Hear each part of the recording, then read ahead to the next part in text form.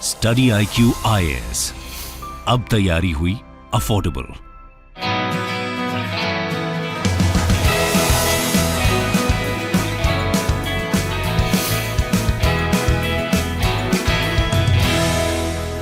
नमस्कार दोस्तों, अगर आप देखोगे रशिया यूक्रेन का वॉर जब से स्टार्ट हुआ है, एक बात तो तय है कि जो वेस्टर्न कंट्रीज़ हैं, चाहे यूरोप हो गया, यूरोपियन नेशन हो गए, या फिर हम अमेरिका की बात करें, उनके द्वारा भरपूर कोशिश की गई है सैंक्शंस लगाने की रशिया के ऊपर, ताकि रशिया की जो इकॉनमी है वो क्रिपल हो जाए, टूट जाए, वहाँ पर मंदी आ जाए। मतलब कोशिश बहुत किया गया है, लेकिन वैसा असर आपको देखने को नहीं मिलेगा। अभी आप देख सकते हो रिसेंटली यहाँ पर बयान आया है भारत के अंदर, जो एम्बेसडर हैं रशिया के, उन्होंने बोला है Russia appreciates India for not supporting attempts to isolate it. तो इसका मतलब क्या हुआ?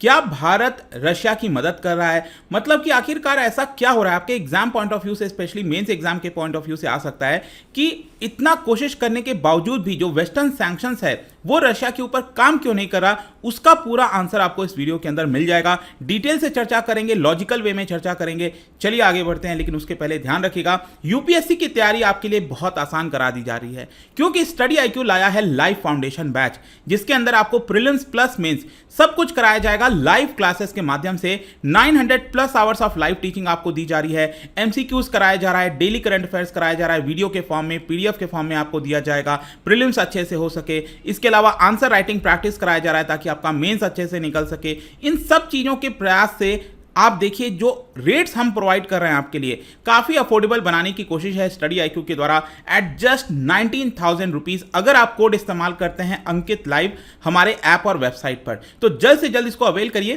क्योंकि लिमिटेड सीट्स होती हैं। जैसे जैसे ये बढ़ता जाएगा क्लासेस के और जो दाम है वो भी बढ़ते जाएंगे, तो इसको अवेल आप कर सकते हो। इसके अलावा अगर आप MCQs अटेम्प्ट करना चाहते हैं तो मेरे इंस्टा पेज पर जा सकते हैं, वहाँ पर स्टोरीज में जो MCQs हैं वो आपको मिल जाएंगे। चलिए शुरुआत करते हैं और सबसे पहले देखते हैं एग्जैक्टली अभी हो क्या रहा है। 23 फरवरी आपको याद होगा, जस्ट एक दिन पहले जब से रशिया यूक्रेन का वॉर स्टार्ट हुआ था, उसके बाद से अगर आप देखोगे तो करीब 6 राउंड्स ऑफ सैंक्शंस लगाए गए हैं रशिया के ऊपर, ताकि जो उसकी पॉलिटिकल कॉस्ट है, जो इकोनॉमिक कॉस्ट है, वो ज़्यादा से ज़्यादा रशिया को चुकाना पड़े। उनका जो गवर्नमेंट है, पुतिन की जो सरकार है, उसको क्रिपल किया जाए, एक फाइनेंशियल वॉर छेड़ दिया जाए रशिया के ऊपर। ये यहाँ पर कोशिश की गई है। और उसमें एक जो सबसे बड़ा कदम था, आपको याद होगा, स्विफ्ट के ऊपर बैन लगाना। जो सिस्टम होता था पेमेंट का, उसके ऊपर ही यहाँ पर रशिया का बैन लगा दिया गया। इसके अलावा आपको याद होगा कि जो रशिया की सेंट्रल बैंक है, central bank of Russian federation, उनके पास जो फॉरेन एक्सचेंज रिजर्व हुआ करता था in form of gold currencies, उसका अगर आप देखोगे तो $315 बिलियन फ्रीज कर दिया गया। आप सोच के देखिए, इतना बड़ा अमाउंट। 6 अप्रैल को व्हाइट हाउस ने कहा था कि हमारे द्वारा एक ऐसा सैंक्शंस लगाया जा रहा है ताकि जो इसका इंपैक्ट है वो बहुत लंबे समय तक रहेगा। रशिया की GDP 15% कॉन्ट्रैक्ट कर जाएगी, नीचे चली जाएगी। आप सोचिए, ये ऐसा USA का कहना था। वैसे मैं आपको बता दूं, जो लेटेस्ट आंकड़ा आया है उसमें US की ही GDP आपकी नेगेटिव में चली गई, अगर आप आंकड़ा देखो तो यहां पर इनका यह कहना था कि रशिया जो है वो 15 साल पीछे चला जाएगा, ऐसा बाइडन कह रहे थे, व्हाइट हाउस से। लेकिन नंबर्स क्या कहते हैं वो मैं आपको पहले दिखाने की कोशिश करता हूं। जो पहला 4 महीना रहा है वॉर का, मतलब जब से वॉर हुआ है उसके बाद 4 महीने हुए हैं, तो यहां पर अगर हम GDP को देखें, जो लेटेस्ट आंकड़ा आया है, जो सर्वेस कराए गए हैं, तो GDP का बताया जा रहा है कि 25 मई से लेकर अभी तक अगर आप देखिए तो 7.5%, जी हाँ 7.5% कॉन्ट्रैक्ट होने वाली है रशिया की GDP। वैसे अगर आप इसका अनुमान देखोगे तो रशिया की GDP पहले बोला जा रहा था -9.2% होगी, व्हाइट हाउस ने कहा था कि 15% होगी। तो क्या इतना बड़ा असर किया है? नहीं किया है। मतलब कि इतना कोशिश करने के बावजूद भी अगर रशिया की GDP डबल डिजिट में भी कॉन्ट्रैक्ट नहीं कर रही है, तो ये वेस्टर्न कंट्रीज को थोड़ा सोचना चाहिए। इसके अलावा इन्फ्लेशन का मैं आपको आंकड़ा बताता हूं। पहले जो इन्फ्लेशन है वो हो रहा था, लग रहा था कि 25%, 30%, 50% चला जाएगा।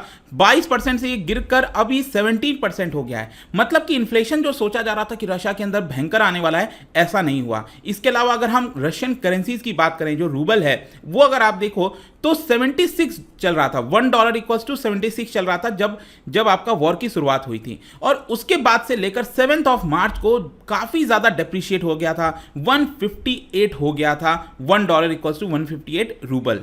और इसी की वजह से क्या हुआ कि फिर सेंट्रल बैंक को अपना जो इंटरेस्ट रेट है उसको लगातार बढ़ाना पड़ा और इंटरेस्ट रेट को 20% तक ले गए थे, ताकि किसी प्रकार से ये जो करेंसी फॉल हो रही है वैसा ना हो, लेकिन उसके बाद जो पूरी कहानी है वो चेंज हो जाती है। आप देखिए ये वापस से 75-76 लेवल पर बाउंस बैक हो गया है और लेटेस्ट अब अगर आप आंकड़ा देखिए, ये जो रशियन करेंसी है, रशियन रूबल है, वो अपने 7 ईयर हाई पर चला गया है। ये एक्चुअली 53 चला गया था। जी हाँ, मैं आपको बता दूं अभी लेटेस्ट तो ये 62 के आसपास है, लेकिन ये एप्रिशिएट होते होते मतलब रशियन करेंसी इतना ज़्यादा मजबूत हो रही थी कि ये 52-53 तक चला गया था। इससे क्या साफ जाहिर होता है कि जो रशिया के ऊपर सैंक्शंस लगाए गए थे वो उतना इफेक्टिवली काम नहीं कर रहे हैं। तो ओवरऑल आप पिक्चर देखिए, रूबल एप्रिशिएट हो रहा है, जो ये लोग चाहते थे डेप्रिशिएट हो। इन्फ्लेशन ये लोग सोच रहे थे, वेस्टर्न कंट्री सोच रहे थे कि ये आपका अपवर्ड ट्रेंड जारी रहेगा, लेकिन ये डाउनवर्ड ट्रेंड में आ रहा है। जीडीपी ये लोग सोच रहे थे कि डबल डिजिट में कॉन्ट्रैक्शन होगा, ऐसा नहीं हो रहा है।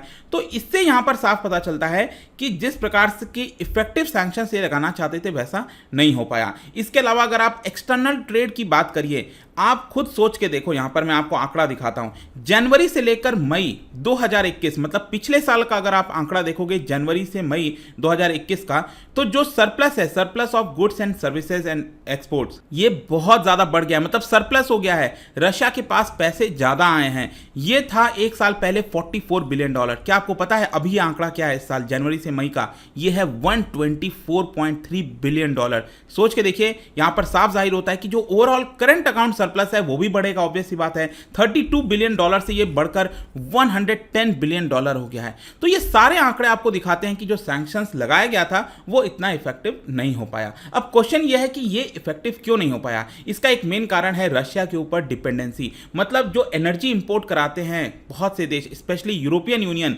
उसकी वजह से यहां पर ये जो सैंक्शंस है वो फेल होता हुआ नजर आ रहा है। 2021 में आप देखिए जो रशिया है वो यूरोप के अंदर, यूरोपियन यूनियन के अंदर 25% पेट्रोलियम भेजता था, 44.5% नेचुरल गैस हो गया, 52% कोल हो गया। ये यूरोपियन यूनियन इनके ऊपर डिपेंडेंट था। अगर आप पहले 100 डेज की बात करें वॉर के बाद से, तो आप देख सकते हो कि फॉसिल फ्यूल एक्सपोर्ट, मतलब कोयला, तेल, ये सब जितनी चीजें होती हैं उसका एक्सपोर्ट किया है रशिया ने $98 बिलियन। सोच के देखिए, और $98 बिलियन में से अकेले अगर आप देखोगे तो $61 बिलियन, $60 बिलियन सॉरी, ये जो है आपका यूरोपियन यूनियन का शेयर है। तो मतलब लगभग आप कह सकते हो कि 60% तो जो पैसा कमाया है रशिया ने वो वॉर के बाद यूरोप से ही कमाया है अकेले। तो यहां पर यह कहना कि सैंक्शंस लगाया जा रहा है, बड़े बड़े पिक्चर्स दिखाए जा रहे थे, एक्चुअल में अगर आप देखिए तो ऐसा कुछ नहीं है। इसके अलावा 6th पैकेज ऑफ सैंक्शंस लाया गया है रिसेंटली, 3 जून को, एक महीने पहले एक 6th पैकेज लाया गया सैंक्शंस का, जिसके अंदर यह डिसाइड किया गया कि यूरोपियन यूनियन धीरे धीरे आगे चलकर जो क्रूड ऑयल है, नेचुरल गैस है, वो सबको बंद कर देगा। कुछ लोगों को यहां पर रिलीफ भी दिया गया था, लेकिन ये कितना इफेक्टिव होगा वो भी आगे आने वाला समय बताएगा, स्पेशली विंटर के समय। विंटर के समय क्या होता है, यूरोप को बहुत ज्यादा एनर्जी की आवश्यकता होती है, क्योंकि ठंड पड़ती है, लगातार हीटिंग के लिए यहां पर सिस्टम चाहिए होता है, तो वहां पर उनको कोयला और फ्यूल के ऊपर बहुत डिपेंडेंट होते हैं। तो क्या उस समय होगा, क्या यूरोप के अंदर ब्लैकआउट हो जाएगा, क्या होगा, ये बहुत बड़ी चिंता की बात है। तो उस समय ये चीज देखना होगा। इसके अलावा आपको एक और चीज बता दूं, यूरोपियन यूनियन ने अभी तक नेचुरल गैस इंपोर्ट को लेकर अभी तक कोई भी बैन नहीं लगाया है रशिया के ऊपर।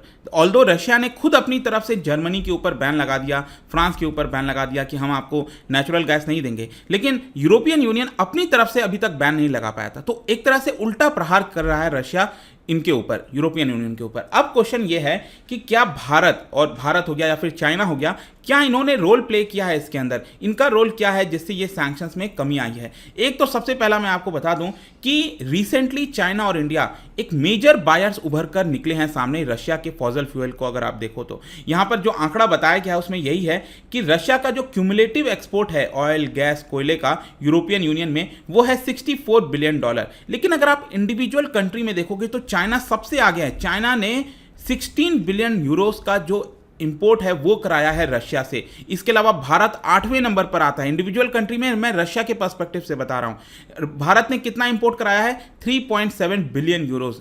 अब देखो आंकड़ा देखने में छोटा लग सकता है 3.7 बिलियन, लेकिन पहले भारत कुछ भी नहीं मंगाता था, बहुत कम मंगाता था। इसके अलावा यूरोपियन यूनियन यहां पर बहुत ट्राई किया है कि रशिया का ऑयल, नेचुरल गैस, इनको रोका जाए किसी प्रकार से। लेकिन रशिया ने एक तरफ से क्या किया कि उल्टा प्रहार करते हुए अपना जो डाइवर्सिफिकेशन है वो भारत और चाइना की तरफ मोड़ दिया। चाइना आज के डेट में आपको पता है कि वर्ल्ड का टॉप मोस्ट इंपोर्टर है क्रूड ऑयल की, अगर हम बात करें भारत 3rd नंबर पर आता है। तो रिसेंटली ये देखने को मिला था मई के महीने में कि रशिया ने सऊदी अरब को ओवरटेक कर लिया। चाइना जो क्रूड सप्लायर है, चाइना का जो क्रूड सप्लायर है सबसे ज़्यादा सऊदी अरब से मंगाता था, लेकिन इसको भी ओवरटेक कर लिया। सिर्फ वही नहीं, भारत में भी आप देखोगे तो भारत, आप देखिए रशिया पहले 9th बिगेस्ट क्रूड एक्सपोर्टर हुआ करता था भारत के लिए, लेकिन क्या आपको पता है ये आज के डेट में 2nd नंबर पर हो चुका है।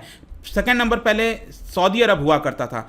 पहले सबसे ज़्यादा हम क्रूड मंगाते हैं इराक से, उसके बाद सऊदी अरब हुआ करता था, लेकिन सऊदी अरब को भी पीछे छोड़ दिया है और 2nd नंबर पर रशिया हो गया। अभी मैं प्रेजेंट की बात कर रहा हूँ, पिछले 2-3 महीने का जो आंकड़ा सामने आया है। तो एक तरफ से कहने का मतलब यह है कि यहां पर रशिया यूरोपियन यूनियन को तो सेल कर ही रहा है जो फॉसिल फ्यूल है, लेकिन दूसरी तरफ अपना जो एक्सपोर्ट है भारत की तरफ, चाइना की तरफ, उसको भी बढ़ा दिया है, जिससे एक्चुअल में अगर आप देखोगे तो रशिया को फायदा ही देखने को मिल रहा है और जो वेस्टर्न सैंक्शंस लगाया गया था वो इफेक्टिवली एक प्रकार से रुक चुका है। तो कंक्लूजन क्या निकलता है? कंक्लूजन देखिए, मैं बता दूं, आगे आने वाले महीनों में रशिया और भी ज्यादा एक्सपोर्ट करेगा, जैसे वीट हो गया, फर्टिलाइजर हो गया। इसके अलावा आपको पता होगा कि रशिया बिगेस्ट सप्लायर है पैलेडियम का, निकल का, और ये सब सारी चीजें किसमें यूज की जाती हैं? इलेक्ट्रॉनिक डिवाइसेस में, व्हीकल्स में, तो इसका बड़ा प्रयोग होगा। इसके अलावा फेरो अलॉयज, क्रोमियम, इस तरह की चीजें भी एक्सपोर्ट की जाएंगी आगे आने वाले समय में।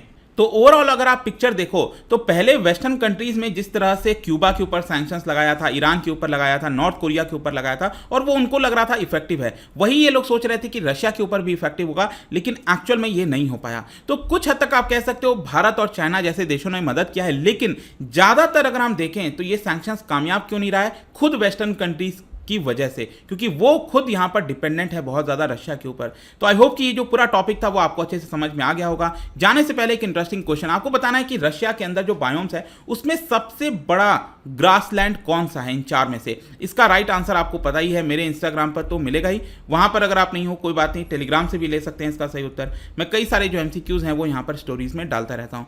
बाकी अगर आपको PDF चाहिए तो टेलीग्राम पर आइए, अलग अलग सोशल मीडिया पर आप जुड़ पाओगे। और जैसा मैंने बताया था, UPSC की तैयारी काफी आसान हो गई है, क्योंकि लाइव फाउंडेशन बैच जो स्टार्ट किया गया है उसके अंदर आपको बहुत सारे यूजफुल फीचर्स दिए जा रहे हैं जो कि आपके एग्जाम में मदद करेंगे। और इसके लिए आपको मॉर्निंग बैच ज्वाइन कर सकते हो जो कि 11 जुलाई से स्टार्ट होगा, हर रोज सुबह 8 बजे क्लास होगी, या फिर जो इवनिंग बैच है हमारा उसको भी आप ज्वाइन कर सकते हैं। तो कोई भी आप चूज करिए, लेकिन जल्दी करिए ताकि आपकी प्रिपरेशन ज्यादा हो।